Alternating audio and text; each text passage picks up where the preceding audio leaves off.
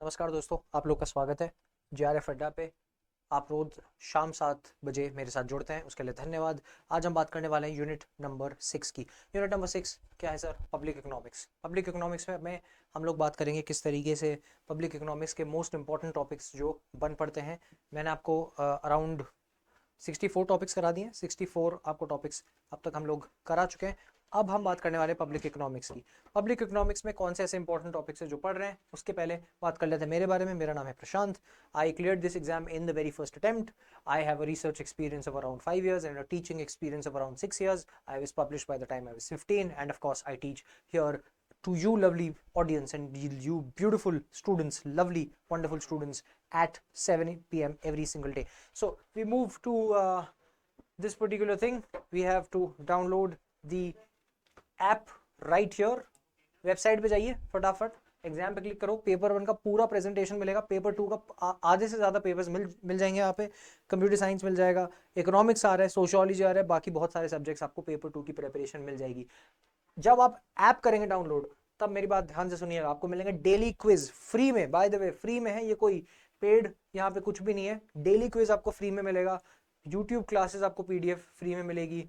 Counselling sessions आप आराम से जाके अपने मेंटर से काउंसिल कर सकते हैं, आपकी जेआरएफ की प्रिपरेशन को एज दे सकते हैं। So now we move on to the matter at hand. The matter at hand is public economics. Public economics में देखो, सबसे पहले हम करने वाले मार्केट मेजर। क्या क्या इंपॉर्टेंट मार्केट मेजर में ये जो बाजार के मापक हैं वो आपको देखने को मिलेंगे मार्केट मेजर के अंदर। वही चीज रेमिडियल मेजर आपको देखने को मिलेगा इधर। उपचारात्मक उपाय, रेगुलेशन ऑफ मार्केट, बाजार का विनियमन, पब्लिक रेवेन्यू। अभी देखो कैसे सवाल बनता है पब्लिक रेवेन्यू से। रेवेन्यू वाले सवाल आपको सीधे सीधे देखो। बजट इसमें is a very important topic है, और budget is a super important topic. इस बार बच्चे इस बार इसलिए भौचक्के रह गए थे कि भाई हमें बताया नहीं सर ने, हमें ये नहीं कराया वो नहीं कराया। काफ़ी ऐसे टीचर्स जो हैं जो ऑलरेडी यूट्यूब पे लेते हैं, दे वर शॉक्ड कि ऐसा कैसा पेपर आ गया, ये क्या हो गया। पर sir you think about it as an examiner's perspective. Examiner की तरह सोच कर देखो कि budget is such a dynamic topic. उठा के हमारे भारत का बजट हर साल आता है, वहां से आपको सीधे आंकड़े उठा के दे के पूछ लेंगे। जो ये सब टॉपिक्स है, कुछ नया नहीं है सर। आपको आपकी प्रिपरेशन स्ट्रॉन्ग करनी है। You can't go unprepared and think as if everything is okay. You can't do that. That is unbelievably unacceptable. ठीक है, तो पब्लिक रेवेन्यू आपको, सार्वजनिक राजस्व आपको अच्छे से आना चाहिए। पब्लिक रेवेन्यू में रेवेन्यू रिलेटेड सवाल बनते हैं। पब्लिक एक्सपेंडिचर, फिर से सार्वजनिक व्यय। ठीक है, तो एक्सपेंडिचर और रेवेन्यू आपके सारे रिलेटेड कंसेप्ट जो बनते हैं राजस्व और व्यय में, आपको पूरे वो अच्छे आने चाहिए। फिर ये पब्लिक डेट मैनेजमेंट, मैंने आपको पहले भी बताया था जब मैंने एक क्लास ली थी कि यहाँ से सीधे डायनेमिक सवाल बन रहे थे कि स्टेट डेट को अरेंज कर दो। स्टेट डेट दिया हुआ है, स्टेट डेट दिया हुआ है, आपको स्टेट डेट को अरेंज करना है।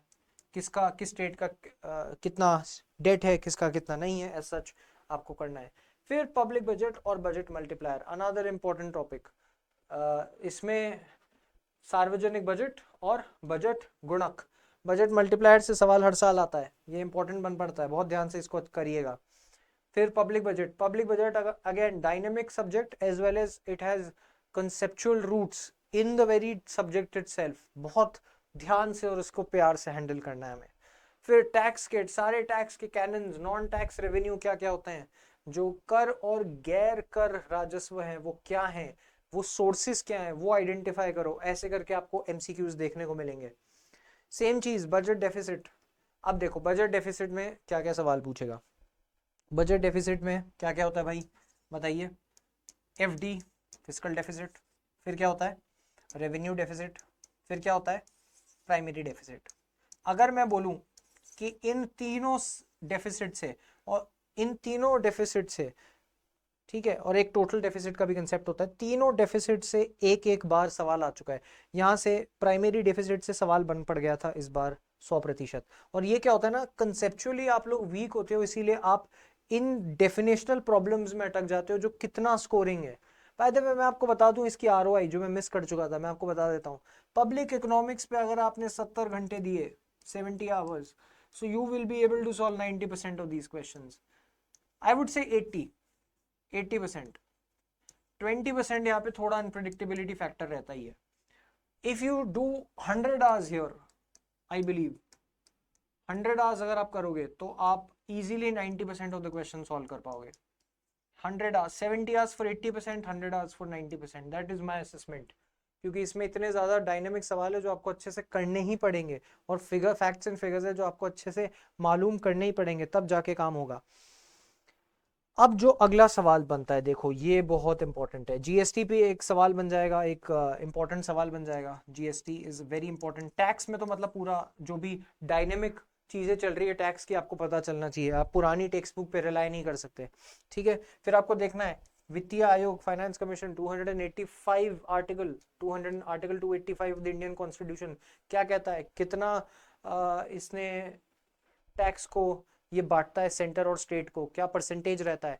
रिसेंटली जो फाइनेंस कमीशन रही है उसने कितना परसेंटेज सेंटर और स्टेट को एलोकेट करा हुआ है, इसके बारे में सवाल आ चुके हैं काफी बार.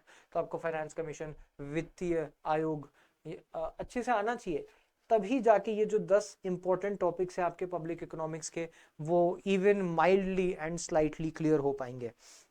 So to master them and to do a quick revision of all the topics we have done, I believe that it is a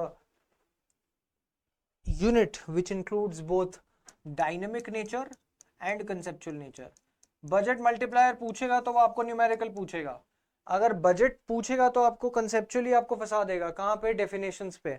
अगर आपको ये सवाल पूछ रहा है फाइनेंस कमीशन पे तो आपको फैक्चुअली फंसा देगा. अगर आपको ये सीधे बजट या पब्लिक रेवेन्यू से पूछ रहा है तो आपको किसी स्टेट का रेवेन्यू दे देगा, इसका दे देगा, बताएगा कि अब आप इसमें डिफरेंशिएट करो. पर मैं आपको बता दूं कोई भी ऐसा सोर्स नहीं है इस पब्लिक इकोनॉमिक्स में जो आपने नहीं पढ़ा है. बजट आपको पढ़ना है, इकोनॉमिक सर्वे आपको पढ़ना है, important. As an economist you have to study the budget and economic survey, you can't miss it. You're not just doing it to clear the examination, it is very important aspect for your research purpose. You can't miss it. You have to do it every single year regardless of the fact that you're giving this exam or not. Even if you're JRF, I believe I still every single year will sit down and will read the budget and the economic survey. I do not miss it. मैं नहीं करता miss कभी भी economic survey और budget, हर साल पढ़ता हूँ. आपको भी पढ़ना है, अर्थशास्त्र के स्टूडेंट्स हैं आप, पढ़ना ही पड़ेगा.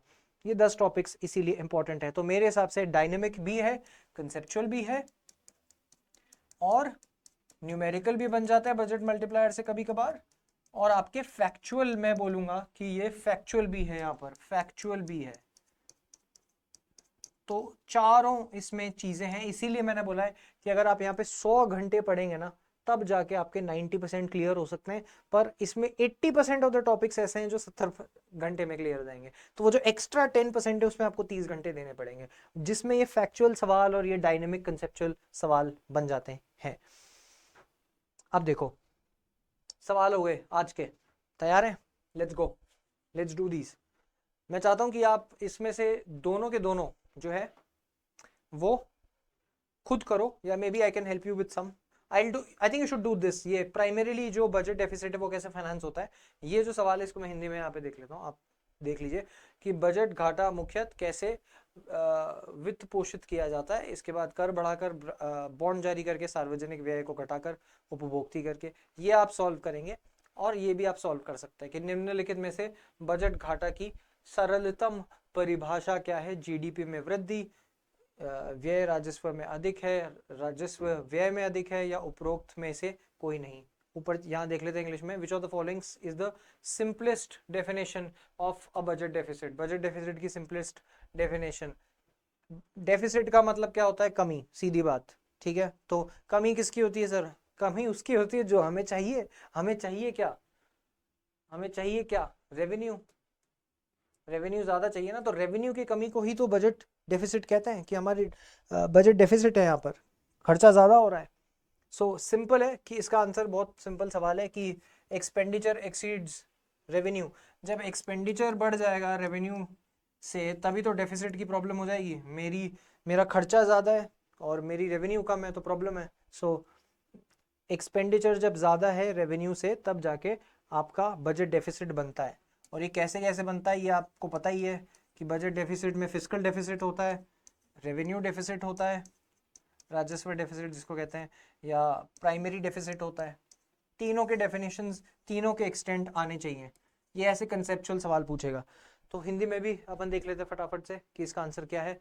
व्यय राजस्व से अधिक है, ये तभी जब व्यय राजस्व से अधिक होगा तभी आपका डेफिसिट बनेगा। यही तो सिंपलेस्ट डेफिनेशन है।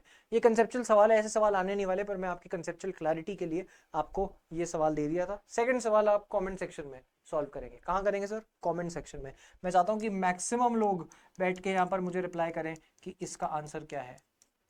ठीक है सर, तो ये हुआ हमारा पब्लिक इकोनॉमिक्स का यूनिट कंप्लीट।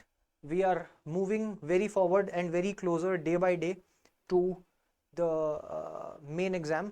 तो हम चाह रहे हैं कि हम आपके लिए संडे को एक स्पेशल प्रीवियस ईयर PYQ की सीरीज लेकर आए। PYQ की सीरीज में हम सारे इंपॉर्टेंट प्रीवियस ईयर सवाल जहाँ से आगे भी रिपीटिशन बन सकता है, उनको मैं कैसे सॉल्व करता हूँ और अपन कैसे सॉल्व कर सकते हैं, वो मैं हर संडे अब 7 बजे लेकर आने वाला हूँ आपके लिए। हमारी क्लासेस स्टार्ट होने वाली है, संडे 7 बजे हम लगे हुए ही हैं और हमारा एक प्रॉपर शेड्यूल स्टार्ट हो चुका है। तो आप भी अब सीरियस हो जाइए और अनसीरियस रहने का समय और क्षण खत्म हो चुका है। तैयार हो जाइए इस सेशन के लिए और तैयार हो जाइए आगे आने वाले सेशंस के लिए। धन्यवाद।